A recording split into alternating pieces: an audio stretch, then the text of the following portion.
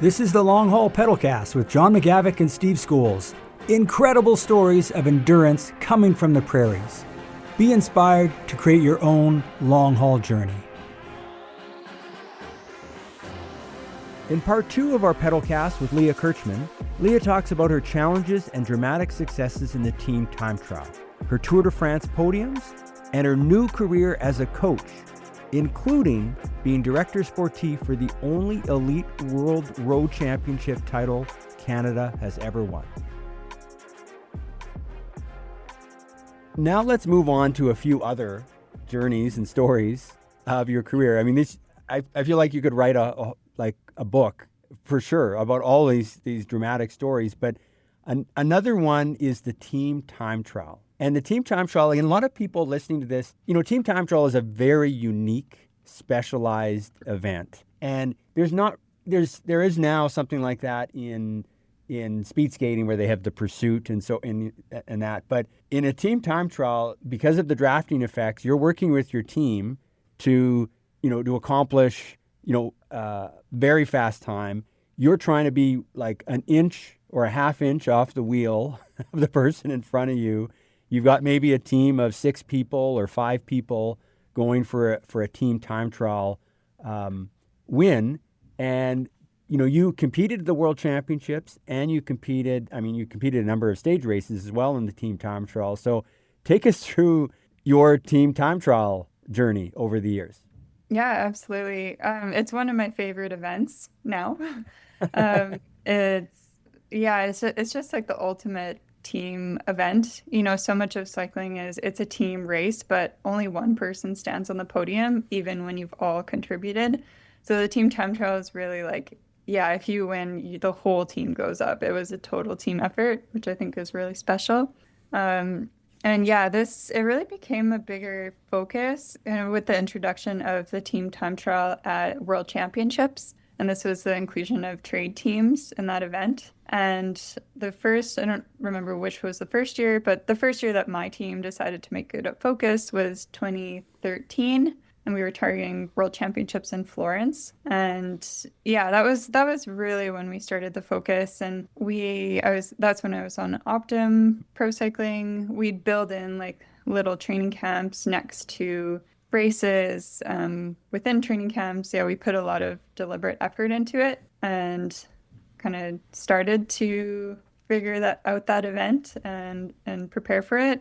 So really 2013 was the first focus. We went to Worlds. It wasn't a super smooth race, but it was an intro, and it sort of set the stage for the next year. So 2014, again, became even more dialed in it. The team invested even a little bit more, thought a bit more about like pacing and just like order of riders and all that kind of thing. I think that maybe not that year. The next year I became like the U.S. team time trial champion. I forgot about that until right now. I have a U.S. national title. Because you were on a U.S. team, U.S. team. So you were actually, that's interesting. You were the U.S. national team time trial champion, and you're Canadian. That's cool. I think I have a certain amount of foreign riders. Right. I totally forgot about that title. It was funny. Did you wear it? After that race, like he ordered like these like U.S. bathrobes or something, like they were outrageous. Anyways, back to so the 2014 I think that year we put in so much work, so we really like ramped up the amount of training we were doing, and then we went to Worlds in Ponferrada, and now this is a few years ago, but it was quite a hard course, big climb on it, and then you kind of descended down, went through this roundabout in the finish, and maybe if you had watched that Worlds, there was a really bad crash from Rabobank. Yes. Where they were like, maybe, I don't know if they were winning or they were, podium position. They clipped the roundabout in the descent and like the whole team went down. So that was not great. But our team rode like quite strong and we were like definitely like underdogs in that race because we're a North American team, not really known. But in the end we came in and yeah, I really suffered up that climb. First of all, like if team time trial, like it's awesome when you're feeling good, but it really sucks when you're like the last rider that your team's counting on, but you're maybe not on the best day or you're suffering the most. And that's important because team time trial, like until you've done a team time trial and you realize like a team time trial, maybe it's 6 riders, but you get a time based on the top 4, for example. Yeah, time is on top four. Yeah, it's Yeah. typically how it's done. But you're that, maybe you've dropped 2 riders and now you're the 4th rider and you go up a climb and you know my legs have just blown up and I'm about to be dropped. But it's not like you drop back in a race and, okay, I'm not going to be in that front group or whatever at the end. You've just shattered your team's chances. So like it's the ultimate team event but you're like now all of a sudden you're that last link and you're just trying to hang on and you're trying to find anything you can in your body and your brain to get through that moment. You can't get dropped. Yeah, no, it can be such a brutal event that way. Like I've had a few team time trials that were just disasters because your team, like, yeah, people fall apart. And yeah, it really sucks. Like the people who are stronger, like cheering on that 4th rider. They're like, come on, you can do it. But like you can't keep going because the time's on the 4th person. Yeah, so it truly is like this team event that you have to rely on everybody. And you can be strategic. Like if you do start with 6 or 7, you might deliberately use some people earlier on with the intention of like, okay, your top 4 climbers are going to hit this part of the course together and you do a lead up for them and then you're done. Yes, So right. you can be like very deliberate in that way in preparation. So anyways, yeah, so 2014, yeah, we finished the race. We ended up 4th, as these underdogs again, and a few seconds away from 3rd. And I just remember, like, it was this massive result, but just feeling so disappointed Yes. because we were so close and we put so much work into it. And just like personally, like, oh, if only I'd been better in the climb. And yeah, that feeling. So continue on to 2015. Still a big focus. Worlds were in Richmond that year, so also an American Worlds, which is really cool to target. Continue that journey. We're preparing for Worlds. We have like it was an intense team selection as well that year. Everybody wanted to be there. And then it's the day before the race, and we were preparing, they kind of closed the roads the day before so you can recon the corners and see where the barriers are, that kind of thing. So we're doing like our final recon of the race, and there's just like a bit of a situation on the road. Like I think the team in front of us had flatted, so their team car was kind of stopped to the side, the whole team standing there. And so we kind of like take a different line. I think I was leading, and you still have to be careful the day before a race because they're still fixing, like they might be fixing holes or like doing last minute stuff. So it's still not 100%, which was the case this day, where we didn't know that, they were going to fill in this manhole cover hole in the road, but it wasn't done yet. So yeah, didn't see it. So team is too close to this. We hit it. Or I see it in time. Rest of the team does not. So massive crash the day before Worlds, and the team is like destroyed. And this was just like the worst situation you can imagine. And that was all over social media. Like this is Probably, an yeah. American team at an American World Championships. They're 4th the year before. They're aiming for this, and you see the video, and it's just the whole team. And this is the day before. Yeah, like people are in hospital. Like we had a spare rider there, like because I said our selections were intense, so like we brought an extra rider. We're like calling them on the training ride, like, oh, you gotta like, come back because you're racing tomorrow. Yeah, so just incredibly disappointing. But we rally for the next day. We're like, we're here, we still have to race. But obviously like do not have a good race because half the team is like very injured. So and then yeah, with that one too, I felt for a long time just like this, like I wasn't one who crashed, but just this responsibility of like, oh my gosh, like, was this my fault? Did I cause this? And just never, in cycling, like, it's such a dangerous sport. You never want to cause any crash, and especially your teammates. Like, So yeah, I struggled that one, and I'm like, I don't want to do this event anymore. Like Mm. this event is so dangerous. We're like in our aero bars, you're not on your brakes. You have to have total trust in the person in front of you. Um, so yeah, after that, I'm like, I'm just like done with this event for a while. And I mean, not to dwell on that, but I mean, it shows like the highs and lows, like you're getting so close to a podium, then you have this crash and you don't even want to do this event, the team time trial again. And that's important as the story goes on. Like, I think Yeah. everyone has had those moments in their life, whether they're an endurance athlete or anything, where it's like, this, I'm not going to go on. Like I've decided this is it. I'm not going to think about this anymore. But you come back from that. I've walked through enough doors of failure Yeah. to not go through another one. You don't want to keep going. Yeah. Yes. And I think too, like you have to, eventually like, you have to forgive yourself for things like, okay, maybe I did contribute to it, but there was a lot of other factors also happening, and as in other crashes too that you'll experience, like it's always a combination of things and you just have to learn from it and become better from it. So yeah, come back from that. I'm like, okay, I need a break from that event. Join the European team, Sunweb the next year.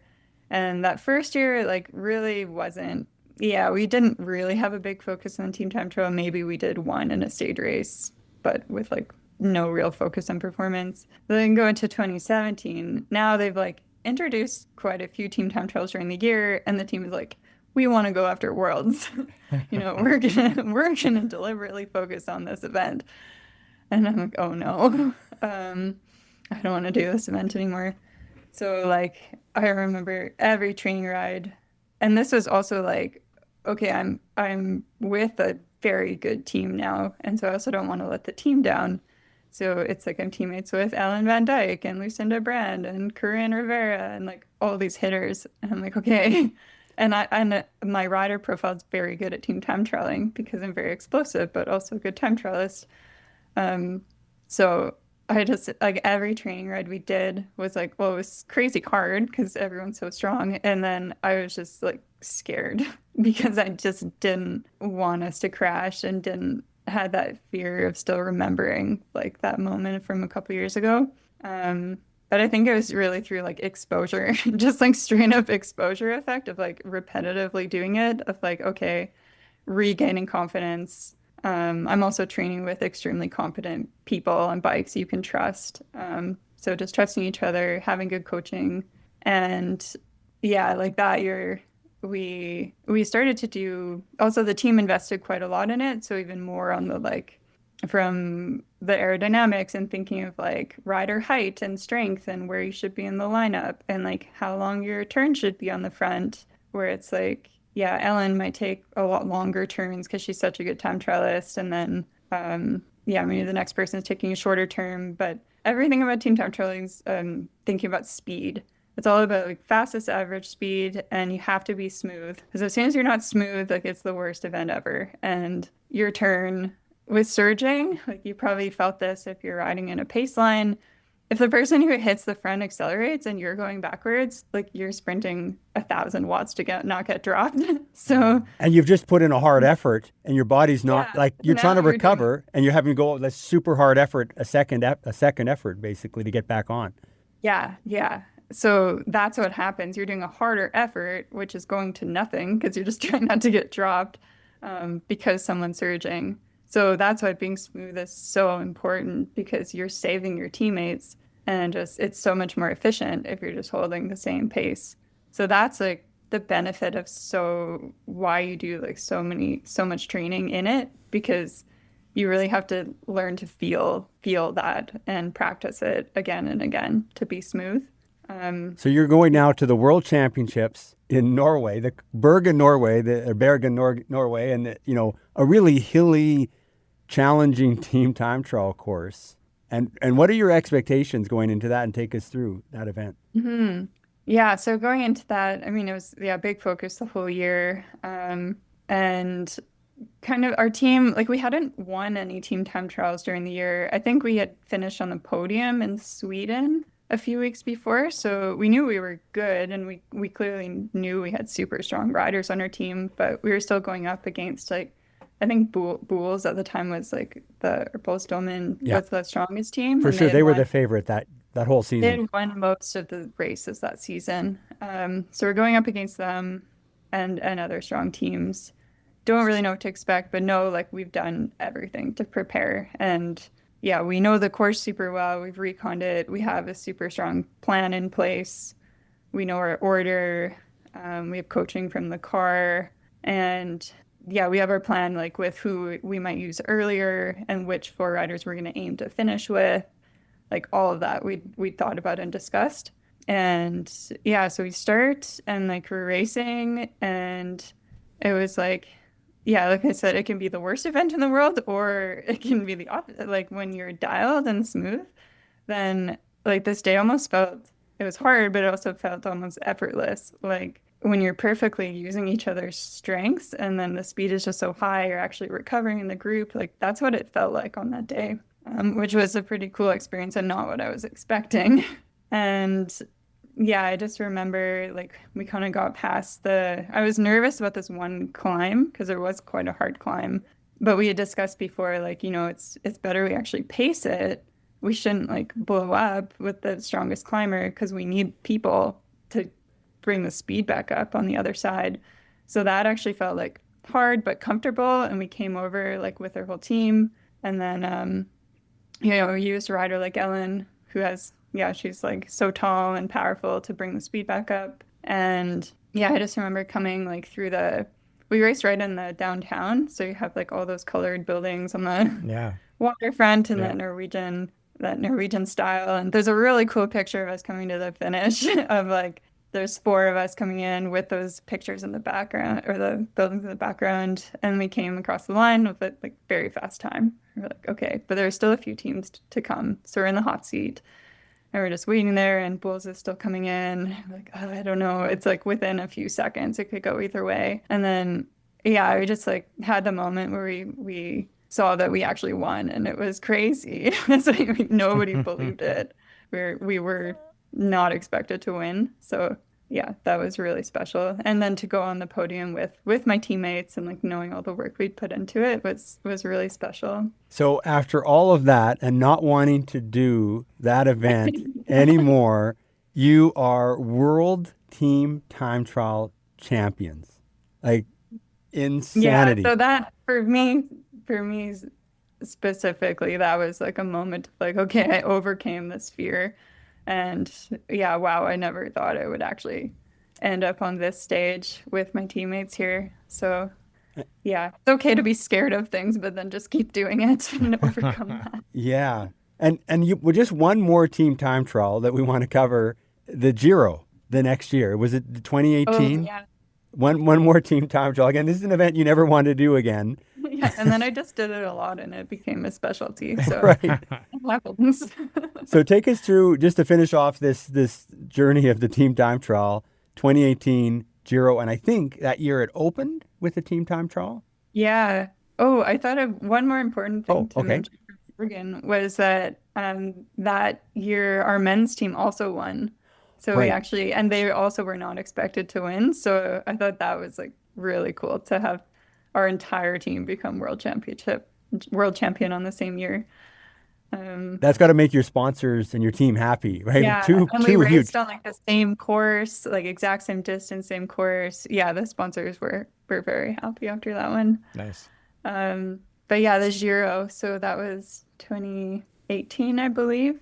So Yeah, we had. are you wearing Sorry? the rainbow bands the next year? No, Like in the team sadly, they didn't give us. They didn't give us a jersey, but I have a medal. Okay. And they like you get like a logo or something on your jersey. But sadly, we didn't get to have the rainbow bands. Oh. Yeah. But anyway, so we're at the Giro. It's at first stage is at Lago Maggiore, one of the lakes in the north. So kind of iconic start. It's like a pretty technical course from what I remembered and not very long. And so definitely like one you really need to focus in on. One thing that's also challenging in team time trial is like the first person you have to be aware of how fast you're taking the corners where like the first person needs to like almost let up for a second, just knowing like the person at the back is going to gap through every corner. So you need to, I don't know, account for the accordion effect. Yes. So like, especially on a technical course. But yeah, so we started that race. There's 7 of us. It was very hot. And yeah, I just remember we just executed a very strong race, used everyone super well, came across the line, and I think won by not a lot, maybe a couple seconds. And again, got to go on the podium with the whole team. They gave us 7 bottles of champagne. So it was outrageous. There's some good pictures. And we had Ellen Van Dyke had crossed the line first. And so then she took the pink jersey. And yeah, it's a special honor to get to wear the pink jersey. So yeah, we were very excited about that. We started the race. The first few stages were more sprint stages. So there were some time bonuses within the race and then some on the finish line. And the first stages, I think I got to be the sprinter and go for some of that. And so it was cool. So then the second and third stage, I ended up taking the jersey. Right. It was my second opportunity ever in my career to wear a jersey I never thought I would wear. So cool. And that's always a special honor. Just it's such a big tradition in Italy and just very respected. So very cool experience. And then it kept getting passed around my team for a few days. So the next day, my teammate Ruth Edwards now won the stage, and then she got the pink jersey. And same, I think I was teammates with Liana Lippert and Juliette Labuse as well, and they had the young jersey and had also like passed the young jersey around. So kind of like a fun experience. Then the next stage was like a massive mountaintop finish, and Annemiek took it, and yeah. Sure. change things up. Normal activities. Yeah. But what a cool journey in the team time trial. Again, it's a very unique event. Can be really incredible, but really agonizing. You went through all of that in that journey. Really, really interesting and intriguing. Let's now move to another phase of not another phase, but another set of stories in your career, and let's talk about the Tour de France, the course by the Tour de France. They never had that. Well, I shouldn't say they never had that. They used to have a women's Tour de France like a few years in the 1980s, but basically there was 25-ish years where there was no women's Tour de France linked event. Mm-hmm. And maybe take us through like the effort to make that happen, and then the first year it happened, how you did, and then I think you had another really strong result a few years later. So take us through that chapter, those stories. Yeah, so you are right that there was a women's Tour de France at one point. And there's a great documentary that came out last year called Breakaway Femme. And if people haven't watched it, they really should. It's cool. It highlights like some of the original riders. And yeah, people forget that happened. And there's this long gap with no Tour de France for women and no real good explanation why there wasn't.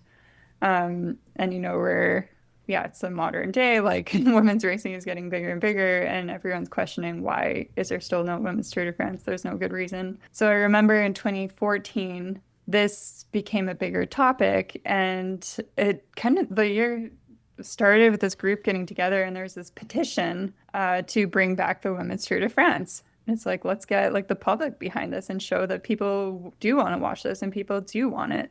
So I remember this petition I think it was led by activist Catherine Bertine, Emma Pooley was behind it, Marianne Voss, and Chrissy Wellington, the triathlete. And yeah, they really started this campaign. They got tons of signatures. I don't remember how many, but enough to like get the attention of the ASO. And they actually came back and were like, okay, we will give you a one-day race. So La Course by la Tour de France was born, and the return of the women's race. And they said, okay, it's going to be one day on the Champs-Elysees, like before the men finish on their last day. And so as soon as like my team Optin found out about it, they're like, we want to be there. Like this is like a massive event. Everyone's going to be watching. We need to get a spot. So first, like we weren't guaranteed an invite. We're not one of the top ranked teams. But then we did find out like, okay, we're in. We got into the race and got that invitation. And then next we're like, okay, there's like everybody wants to be there from our team. So yeah. And yeah, it's a competitive selection of like who gets to go, so which 6 riders. Um, and yeah, so I knew I got a spot on the team, and then we're like, well, we want to go there and perform. So like, what's our best preparation? So we decided to use, well, after that was the nationals where I had a lot of success. So obviously I was in very good form. And then You've just won we, all 3 races at nationals. Yeah. This is yeah, June of 2014. Yeah.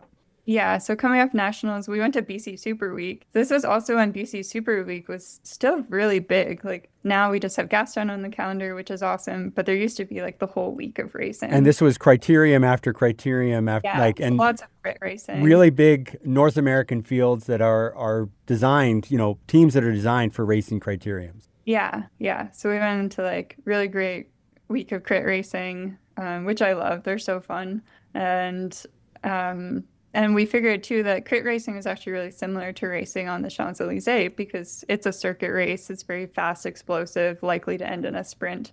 So that's why we did it.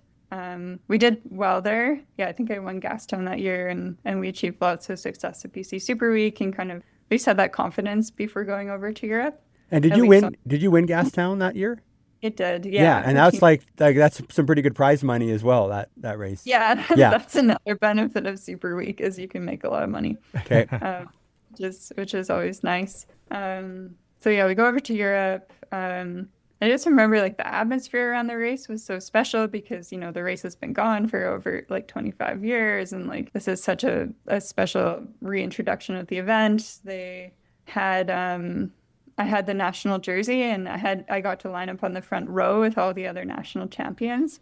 At the time, I think they had all female like commissaires and people working the race and just put a lot of like special attention on it. Then we start the race itself, and like racing on the Champs-Élysées is like not nice. Like the roads are really bad, and you're just racing on like broken bricks and cobbles, and like it's actually quite demanding just physically that way. Um, and then it's like very fast on the backside, and you're always like jostling for position and that sort of thing. So yeah, we go into this, and everyone's like crazy motivated to perform there. So it's super fast race, and our average speed must have been so high. But then, yeah, none of the breakaways are successful because everyone is so motivated. It's just staying together. So we kind of knew going into the final was going to be a sprint. So my teammates had helped me kind of with positioning through the day and saving energy. And then in the end, I just remember feeling like so focused and just, I don't know, found myself in a very good position going into the final kilometer. And I was either on maybe Marianne Voss's wheel or Kirsten Wild going into that final straightaway. And I just remember the sprint like opening up, and then I like came across the line in third, and like nobody, I would like when we opened the sprint, I was just like waiting for everyone to come. And like I was even like starting to gain in front of me. And I'm like, oh my gosh, okay, I ended up on the podium. Like that's wow. I did not expect that. Yeah. Yeah. Like you look at the photo finish, like it's you, Marianne Voss and Kristen Wild, and you're right in there. And at the time, Marianne Voss is the Eddie Merckx of women's cycling. Like she, and you're right there in the Canadian jersey, riding for a North American team on the first, in 25 years, Women's Tour de France, and you're there and you're on the podium. Yeah, so it is crazy. Yeah. And yeah, this so is then this is hundreds of thousands of people watching this stage, right? And, this is not 200 people out watching a bike race. This is hundreds of thousands of people, and the podium is in front of hundreds of thousands of people. Yeah, no, it was really cool. Like the amount of media attention and things I got. It's like I got like a tweet from the Prime Minister, like all this crazy stuff from that race. I'm like, I was not expecting this. And then yeah, we got to go on the actual podium. There's like the picture of the Champs-Élysées in the background, and it's very iconic. And then yeah, I just remember hanging out. We got to watch the end of the men's race, see Swain Tuff finish his first Tour de France, and just really got to like soak in the atmosphere of the whole experience. It was very special. Wow. So cool. That's like, young kids in their backyard dreaming about playing in Stanley Cup, and then one day, and for a cyclist to be on a podium at a UCI World Championships on the top of the podium, and then to be on the podium on the Champs-Élysées, for a cyclist, that's the same, and you got to experience both those. That's so cool. So that was a special one. Now, so that was incredible, but you kept racing that, that race eventually evolved into multi-stage event. But did you have another podium finish? Yeah, so it stayed a one-day event kind of for more years, I think, than people expected. Sure. You know, really, this is the gateway to a stage race, which eventually now is what we have with Tour de France Femme. But yeah, it always seemed to be like a very good race for me. I think I just, I saw as that I was just so motivated because it's the Tour de France and just was always so focused for those events. So in 2019, it was in Pau in France, and it was kind of like a punchy climb finish into a sprint that was kind of suited my strengths. So the team was backing me for that day. And yeah, I rode a really smart race, was really well supported by my teammates. And then in the sprint, I finished second. And again, it was Voss who beat me. But it feels, honestly, when you get beat by Voss, it feels like a win because she's just so, like you said, she's an immersive women's cycling and just such a strong rider that if you come second, you can consider it like a win. Exactly. So like in any other generation, it would be a win. But when you're up against Marianne Voss at her best, that's superhuman. Really? Yeah. That's awesome. So now let's move to, I mean, there's so many other aspects of your career that we could talk about, but now you're in this next phase of your cycling life as a coach. And you coach all levels of athletes and whether they're, young athletes aspiring to make it to the next level or masters athletes trying to improve to world-class athletes. Take us through some of the aspects of your coaching. I mean, there's just so many things to it. I know also maybe we could start with the World Championships as kind of a start and then talk about some of the other aspects of coaching. The recent... yeah, sure. The World's in Kigali. Yeah, no, I've had some opportunities come up now that I've retired. I'll do some projects with Team Canada every year now, and I've done the past 2 World Championships. And yeah, I was there last year for Magdalene's victory, which was such an iconic moment for Canada. We were discussing that there's never been an elite world champion before. So, and that's just the biggest thing you can win in road cycling. Right. So take us through that. Like you're the elite women's coach and would you say director sportif for that race?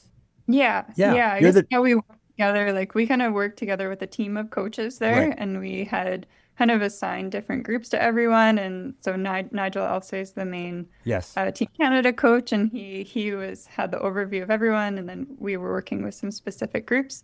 So I was working more with the elite women and men, and helping facilitate the team meeting and training, and I was driving the car in the race in the caravan, and it was just a really cool experience to be there. And I remember what's special to me, I think, is just the buy-in we had from the team before the race even started, because Worlds is a bit interesting where like people have paid their own way to be there. Like they've qualified, they paid their own way.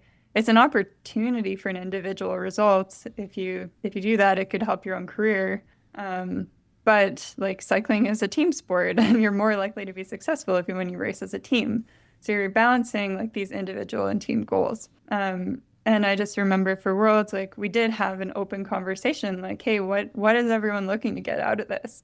Like we recognize you have individual goals and team goals. And I think it was really special in the meeting, like, Magdalene, she's like, a top 10 would be nice, or top 10 is my goal, but winning would be nice. And we're like, I think, nobody laughed. We're like, okay, yeah. Like, is everyone into supporting Magdalene? She's put in all her focus to preparing. It's a good course for her. And everyone was like, yes, I 100% want to back Magdalene. Wow. So we had total buy-in from everybody. Nobody had they're putting their own goals aside. They wanted to race for Magdalene. And there's 3 or 4 other Canadians on that team for the women. Yeah, I think we had 4 other ones. Yeah, so a team of 5, and all 4 are saying we support Magdalene. And Magdalene is just in that meeting has kind of for maybe the first time to the team said, I want to go for a really good result and Yeah. potentially a win. And it's good to like know Magdalene. Like she is the ultimate team player. If you've watched her race, like she's always riding the front, like will kill herself just to put her teammates in a good position and race for the team. So for her to like stand up and say, I want to be the leader, and this has been a big goal, like, will you support me? I think that was a really big moment. And so what's the plan once you're in that meeting and you're kind of hearing this, you're having this really good open discussion, and all these riders, like these are riders you've raced with or mentored. And what is that discussion like? And then also, you've ridden with Magdalene in the past and when she was a much younger rider, like how are you even processing all of that out of that meeting? I mean, it was cool for me to experience, like, it's like I've been on the Canadian team now for like a decade, and like, yeah, I kind of was on some of those first projects with Magdalene as she was developing, and I'm giving her instructions as she's supporting me as the leader. I've been teammates with Allison Jackson for years now and know her strengths really well, and know the other riders pretty well as well. So yeah, just like feeling the team buy-in and like that commitment to one goal was big, because that wasn't the case in every Worlds I've done. And then the team plan overall was that I think we knew that she had to be a bit patient, but we knew that you could get rewarded on that course for going earlier. So if you watched like the few races before, like you could get pretty far in the race without waiting for the last lap.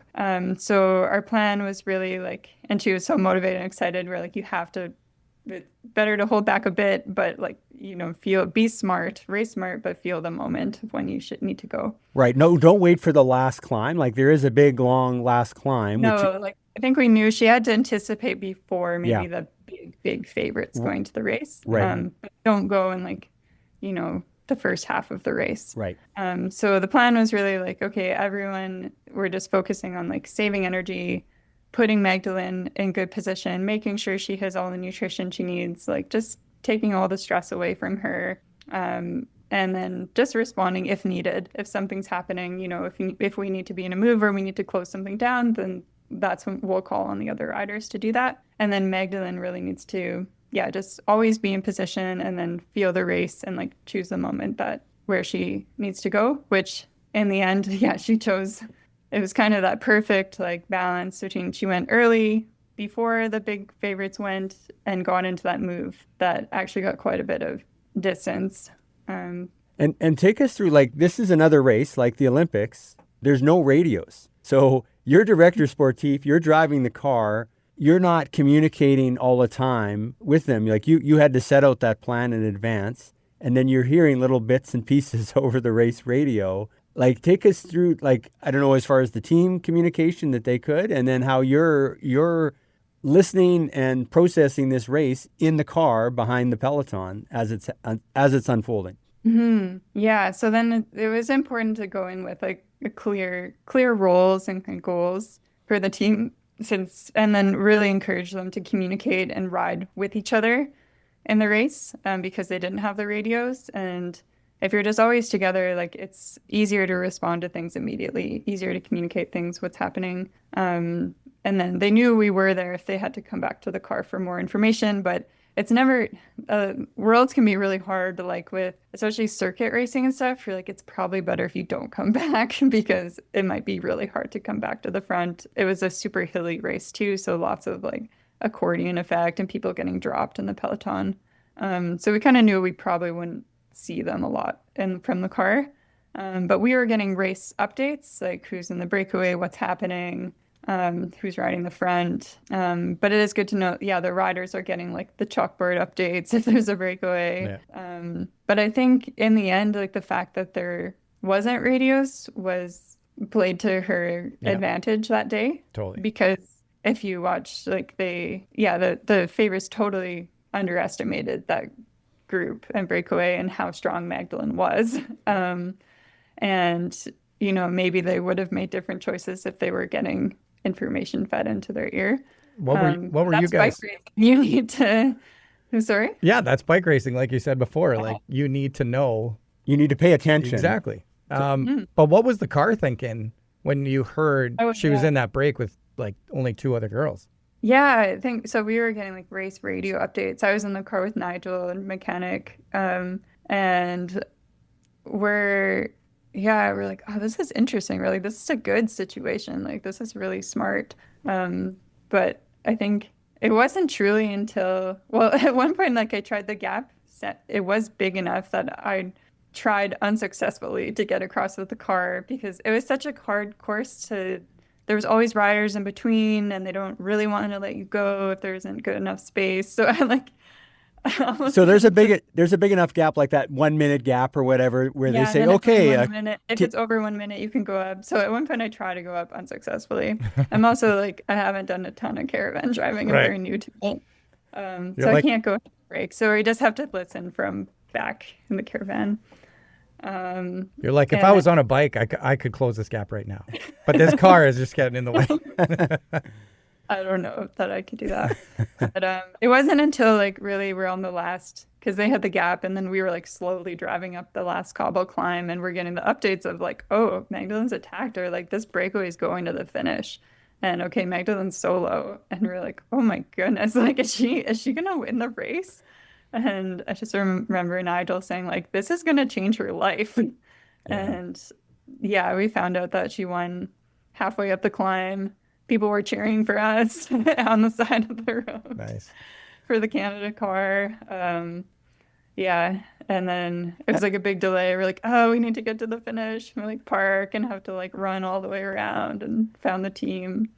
And yeah, that was just kind of unbelievable moment. Like, I don't think anybody like truly thought that was going to happen. Nobody predicted that outcome. It was so cool to see how excited all the other riders on the team were. It was so great. And in an interview with Magdalene, she said that their faith in her in that team meeting the night before bolstered her confidence in her ability to do that. And I don't know if people appreciate the team aspect of cycling, but it was so amazing as a Canadian fan to see that team aspect come through with your team. I was so proud. Goosebumps watching her go up that last climb.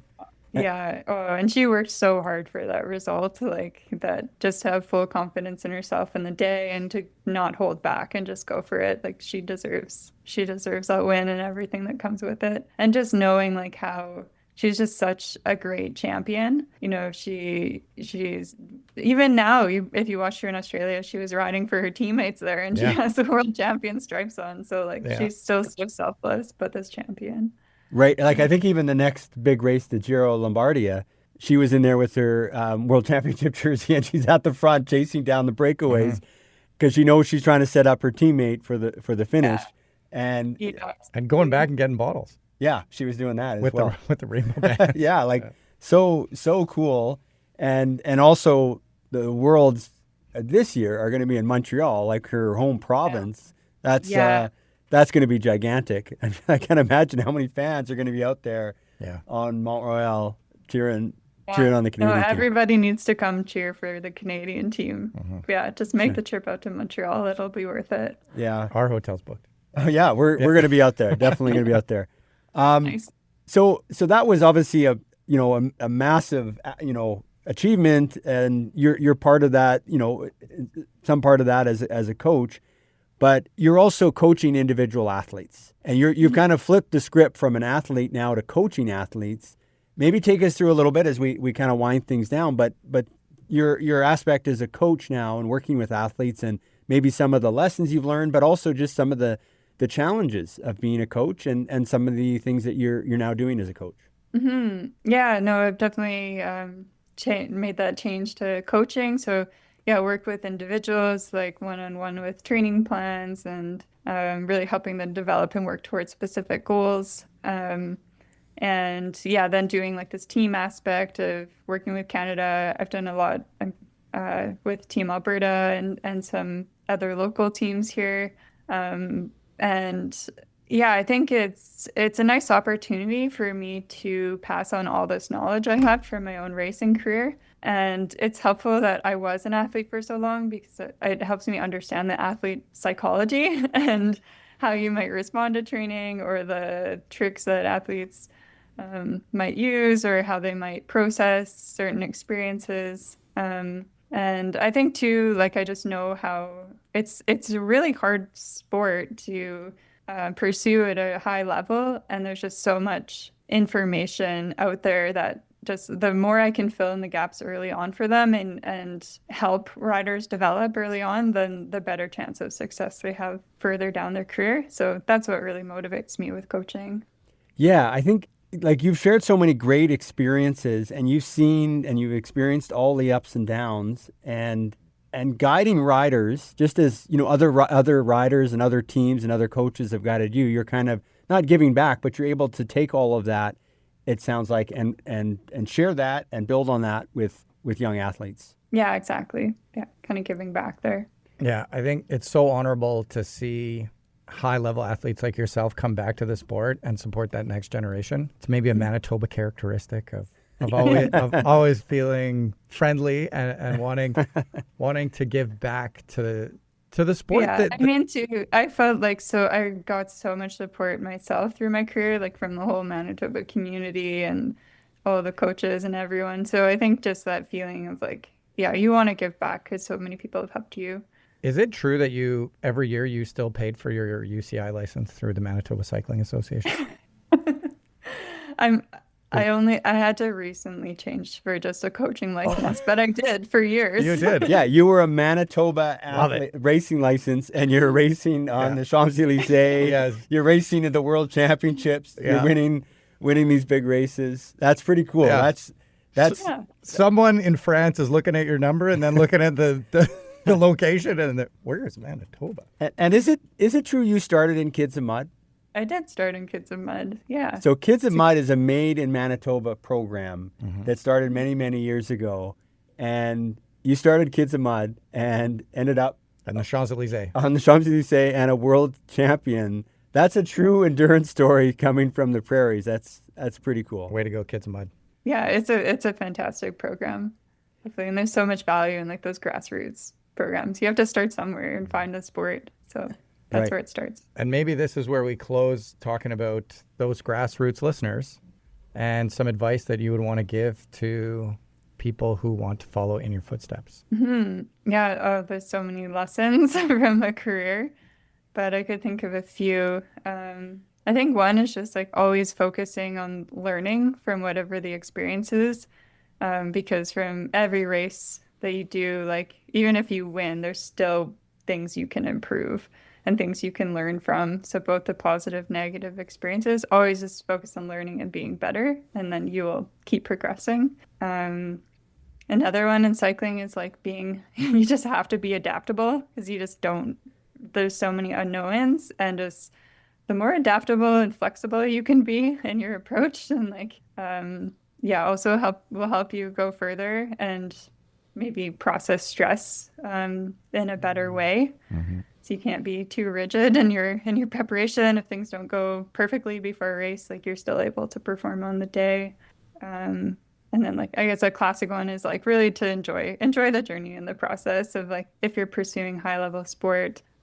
We talked about like lots of achievements and things today, but like if I think back, a lot of my best memories really are like the experiences, the places I got to go, the people that I met, and that I'm still connected to now. Like those really truly are the special moments. Awesome. Yeah, that's really good. Like we have talked about some incredible achievements, but there were some low moments there that we also talked about. Yeah.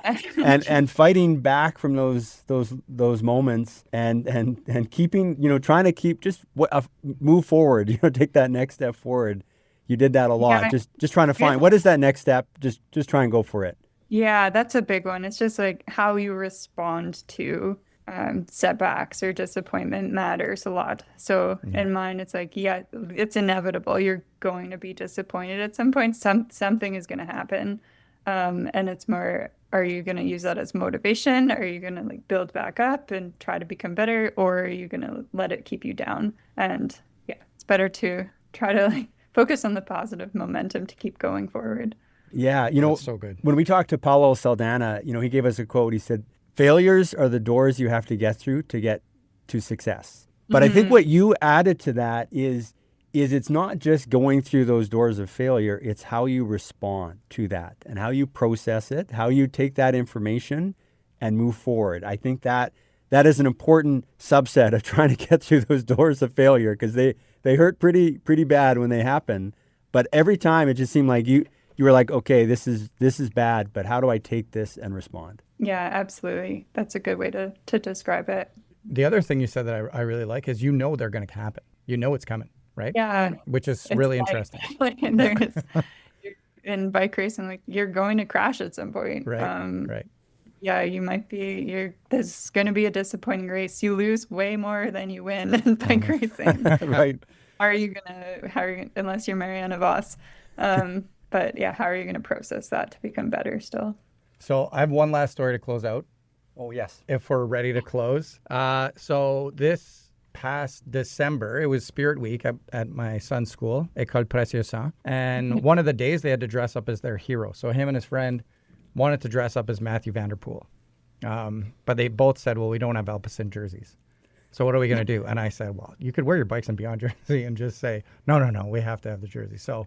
And it's not like they're at the school. People are going to know who Matthew Van Der Poel. They know who he is, exactly. But no one else knows. Exactly. I'm like, no one knows who Matthew Van Der Poel is except maybe like you and your friend Isaac. And then we walk upstairs to the second floor, and I turn the corner, and there's a young grade 7 young lady wearing a yellow Team Manitoba long sleeve jersey. And I said, I look at my son. I'm like, oh my God, there's someone here as a cyclist. And she looks at me and she says, I'm Leah Kirchmann.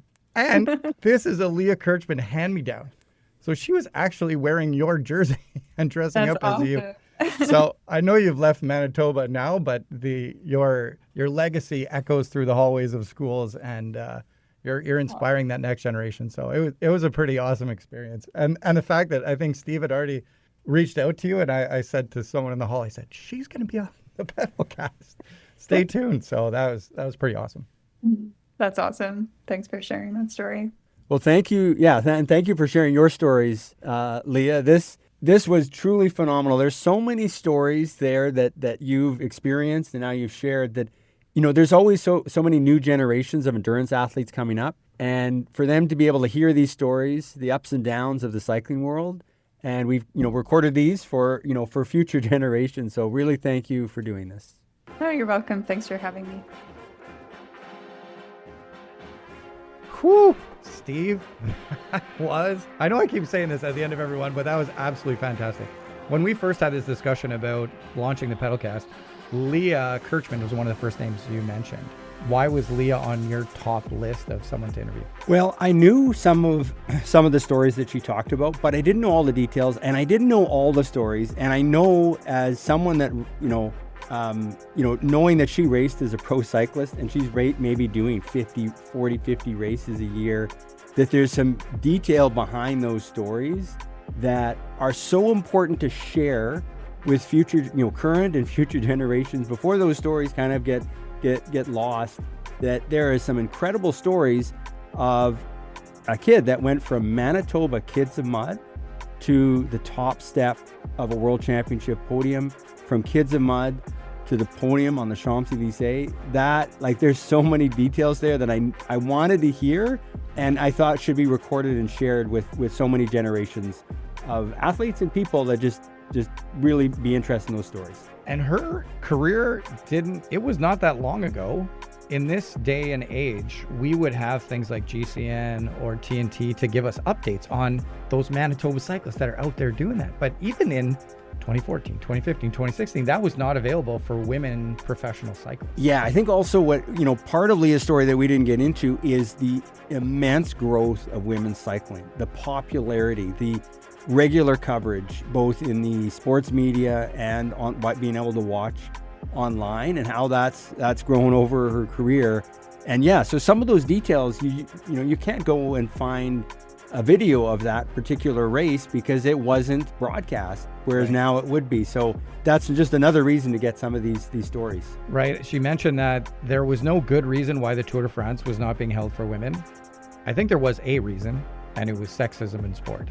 And one of the things we actually didn't talk about, but we'll put a link in the chat, is Leah's role as a board member for the Cyclist Alliance, and how another big part of her long haul journey was advocating for equity in cycling. But back to her racing, all of those, everything, like three times, getting the Canadian jersey 3 times for 3 races at national championships is just unbelievable. Yeah, it's a hat trick. A hat trick. A hat trick in cycling. You can get a hat trick in hockey, but the only way you can kind of get a hat trick in cycling is win 3 national championships in a weekend, more or less. Yes. And it was also such a big step for, she was known as a sprinter for the most part, a good rider, but more of a sprinter. But then to win, Hilly Road Race, to win, to win the time trial. And yeah, that enormous growth in the 2014 season. And I'm just talking about this, I remember she won a stage in the Tour of California that year that was just a shocker as well. But yeah, that was just a huge step forward in her journey. And athletes can make a choice to lean into their strengths or lean into their weaknesses. Paulo talked about leaning into your failures, and I heard from Leah that for her to make that Olympic team after being chosen as an alternate meant I got to work on all the things that are going to get me onto that team. And that meant doing the hard work on maybe a discipline that wasn't her strength, but that was going to get her there. And she focused on that really hard for the next 4 years. And one of the things that, she said it just kind of quietly, but it is so important from a psychological standpoint for athletes. She said, I'm taking that non-selection for the Olympic team as information. I am incredibly disappointed at that moment. And, she also crashes that day, breaks her collarbone, but she's just so determined, she doesn't even get it checked for several days later. But she processed it as information as opposed to, this failure is part of me. It's information. And then how do I adapt? And how do I learn from that? And what do I need to do to get there? And then it's like, okay, you know what? I got to be a better time trial. And obviously time trial. And she put her head to that and, focused on that, and ultimately getting to 4th in the world championships in the time trial. So that just great lesson for any athlete. And that was one of her last lessons too, is as an athlete, you're going to encounter failure. You absolutely know what's going to happen, and prepare yourself psychologically to take that failure, absorb it. It's going to suck, but it's your learning moment. And if you can mentally prepare yourself to turn those failures, like Paulo said, as doors to your eventual goal, that is such a good life lesson for our young listeners out there. Yeah, wow. and even our older young listeners. And old alike. Yeah. I mean, I a lot of failures over the years, and you've just got to take that as information. That Paulo had that very beautiful quote. You got to go through the doors of failure to get success. But I think the actual approach that you do that is what Leah described, is you've got to take it as information and process it. And, you think, there's definitely some ups and downs, her Olympic journey that we listened to, but also her team time trial journey. I mean, she was really down. She didn't want to do that event again after going through those moments, so close to a medal at the World Championships, then a bad crash the day before, the next one. And ultimately, sticking with it and maybe finding some different approaches, winning a world championship, winning a big jersey. Yeah, that's quite a journey. And that's one of the ultimate aspects of the team sport of cycling. And I think Leah truly embodied that throughout her career, which I absolutely love. And then that brought me to World Championships in Kigali, which I had no idea she was in the room the night before the race. Yeah, like to be the director sportif and to have that open conversation with everyone. And she's going in knowing, like she said, those Canadian members, I mean, they have pro teams and that, but they paid to go to that race. Yeah. And you've got to balance the individual desires with the team desires. And that moment, where the team comes together and says, yeah, we want to support Magdalene, and Magdalene is willing to say what her goal is. Mm-hmm. And then, putting that together and trying to execute that without radios, which is both good and bad. Yes. It's both a challenge.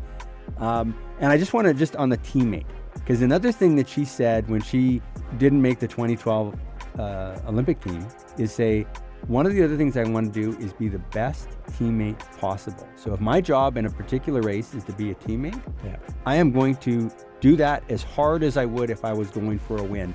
And that's just another lesson. She said it very quietly and very straightforward, but it's like there's something really deep there when, you think about whether you're an athlete or a colleague or whatever, like, do people come to work every day saying, I'm going to be the best colleague I can be? Like those are things like in some efforts, those are the things people have to come and say and believe and do. And she set that as a goal beyond just my individual, efforts, trying to be the best teammate, if that's what I'm required to do. And it reminds me of one of the things Chris said, which is create your own narrative as an athlete. That's Chris Webber, yes. Chris Webber. And if you can, who we've interviewed already, and the episode, hopefully you have heard by now, but it is absolutely true that if you can create a narrative of almost selflessness, where you're putting your work in to help the rest of the group, I feel like you get more out of yourself. Whereas if you say, I'm going in here for the win and I have to do this, you're mounting pressure on yourself, but you're also maybe taking away from your teammates. But if you can combine those two, I think that is the right narrative to play, to have. And I'm so proud that a Manitoban has done that, because I see that as a characteristic part of our province and the people that are part of our community. Yeah, if you think, we started this as endurance stories from the prairies, and here's an athlete from Manitoba who had a Manitoba racing license her entire racing career across the globe, and got to those great accomplishments with a lot of ups and downs along the way. That is an endurance story from the prairies. Hey, PedalCast fans, you can now reach out to John and Steve through email. Our email is longhall@umfm.com. longhall@umfm.com. So you can send us all your questions, all your compliments, and we might get to them on the PedalCast. So thanks for listening, and reach out to let us know what you're thinking. Thanks for listening to the Long Haul PedalCast. Be sure to subscribe and keep listening to all of these incredible stories that will help inspire you to create your own long haul journey.